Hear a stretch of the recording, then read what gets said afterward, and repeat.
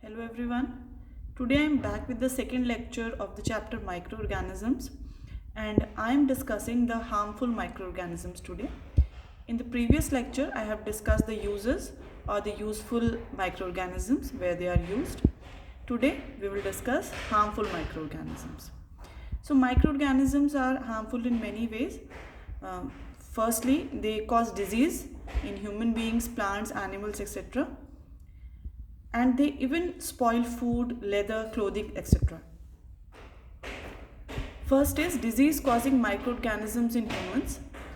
Those microorganisms which cause disease in human are known as pathogens. Pathogens can spread through air, water, food or physical contact. And those diseases which spread in such way are known as communicable diseases or contagious diseases. Some of the examples are cholera, common cold, chickenpox and tuberculosis.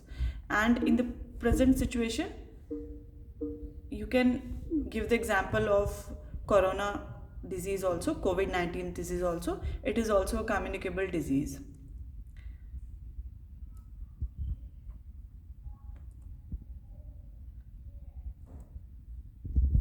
Next, some insects also play a role in spreading these communicable disease. Insects such as housefly, they spread disease like cholera.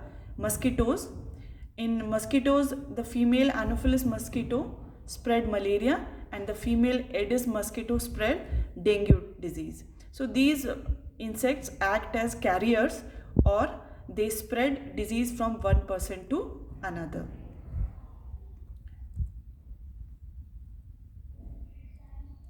Next is, this is example of female Anopheles mosquito. So here it is shown that because this mosquito breeds in water, stagnant water, so you should not allow water to collect around yourself, nowhere in coolers, tires or flower pots, because these are the areas where this mosquito will breed and it will help in spreading the harmful diseases. So this table shows the various diseases. Tuberculosis, which is spread by where the causative microorganism is bacteria and mode of transmission is air. Measles, organism is virus and spread through air. Chickenpox, again virus, air and physical contact. Polio, virus, air and water.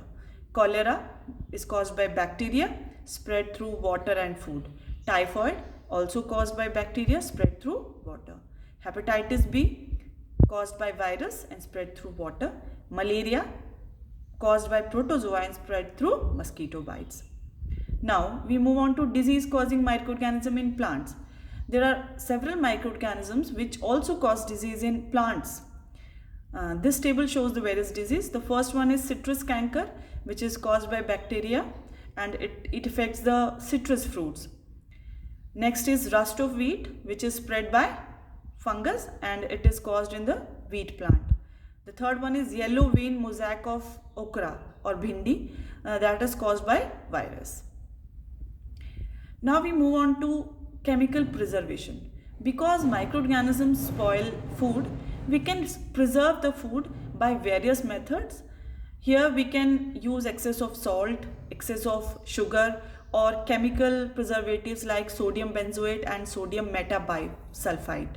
These are the chemical preservatives. These methods stop the growth of microorganism and the food is not spoiled. The first method is by common salt. So meat, fish, etc. they are covered with salt so that they can be preserved. Pickles is the best example where high quantity of salts are used to preserve it. Next is preservation by oil and vinegar. This is done with vegetables, fruits, fish, meat, etc. Preservation by sugar. In this example, we can show jams and jellies. In this there is high concentration of sugar and this high concentration reduces the growth of microorganisms. Next is heat and cold treatments. Excessive heat or excessive cold can stop the growth of microorganisms because these microorganisms cannot survive such high temperatures or low temperatures. In this regard, Louis Pasteur, who was a microbiologist, gave the process of pasteurization where the milk, mainly milk, is heated up to very high temperature for 15 to 20 seconds and then suddenly chilled and stored. This process reduces the growth of microorganisms and we can easily store that milk. This process is known as pasteurization. Next is nitrogen fixation. Nitrogen fixation, the example was already given, where bacteria like Rhizobium, which live in the root nodules of leguminous plants, they convert the atmospheric nitrogen into nitrogen salts that are present in the soil, and they can easily be taken up by the plant. In this case, we will study the nitrogen cycle here. From the left side, we are studying the cycle. So the atmospheric nitrogen is fixed by two ways. One is atmospheric fixation, which is done by lightning, and the second is biological fixation, which is done by bacteria and blue-green algae, bacteria like Rhizobium. Both this process converts atmospheric nitrogen into compounds of nitrogen, which can be taken up by the plants. Then again, plants are taken up by the animals. Animals, when they excrete, the salts again are turned back to the soil. Then in the right side, you will see that there are another category of bacteria which help in denitrification, where the compounds of nitrogen are converted back into atmospheric nitrogen. So this was the nitrogen cycle. So this is for today's lecture. Thank you.